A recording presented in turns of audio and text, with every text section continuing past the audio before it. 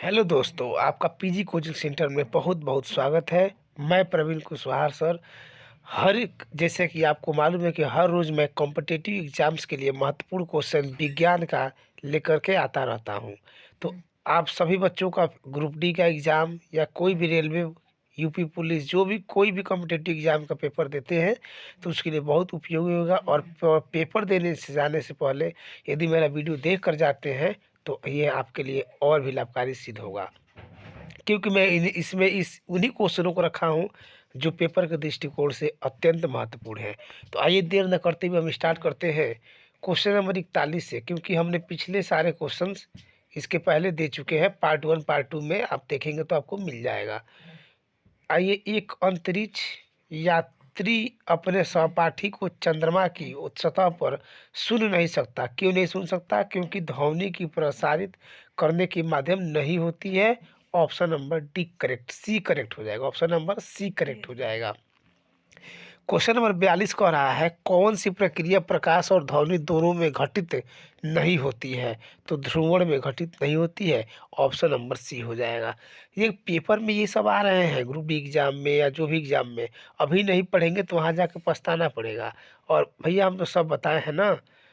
ठीक है, सब बताया गया, जो पढ़ेगा उसी का होगा। ऐसे जाकर तुक्का मारने से कुछ नहीं होने वाला। चलिए आगे देखते हैं। कह रहा है कि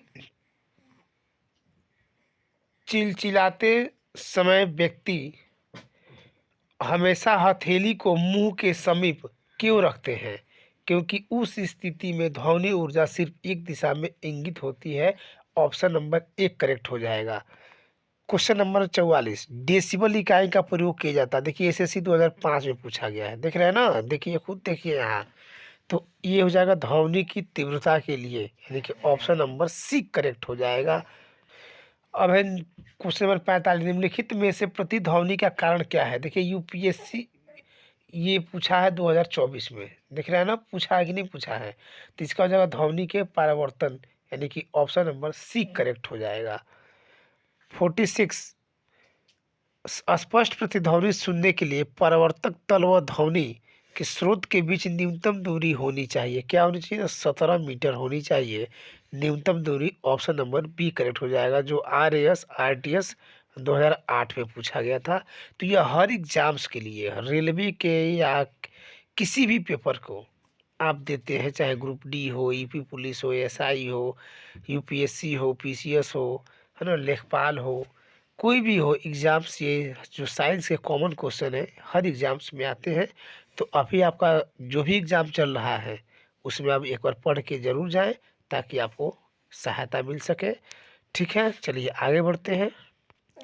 अब है रडार की कार्यप्रणाली निम्न सिद्धांत पर आधारित है। रडार की, तो ऑप्शन नंबर बी करेक्ट हो जाएगा, रेडियो तरंग का परावर्तन। रेडियो तरंग के परावर्तन रडार की कार्यप्रणाली की निम्न सिद्धांत पर आधारित होती है। ठीक है। अब है क्वेश्चन नंबर 48, किसी प्रतिध्वनि को सुनने के लिए मूल आवाज़ और प्रतिध्वनि के बीच का समय अंतराल क्या होना चाहिए? तो 1/10 प्रति सेकेंड से अधिक होना चाहिए। 1/10 सेकेंड से अधिक होना चाहिए। ऑप्शन नंबर सी करेक्ट हो जाएगा। अच्छे ऑडिटोरियम की दीवारें, छत व फर्श किसी रेशेदार पदार्थ, कालीन, ग्लास, फाइबर आदि से ढके रहते हैं।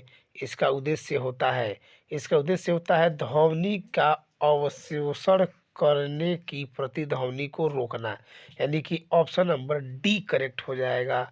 ठीक है। अब क्वेश्चन नंबर 50, ध्वनि का प्रभाव मानव के कान में कितने समय तक रहता है? देखिए ये चीज़ बहुत महत्वपूर्ण है कि ध्वनि का प्रभाव मानव के कान में कितने समय तक रहता है। तो 1/10 सेकेंड तक रहता है मानव के कान में प्रतिध्वनि। ठीक है। तो ये आई होप आपको समझ में आ गया होगा। ठीक है, तो हमें दीजिए इजाज़त। Thank you.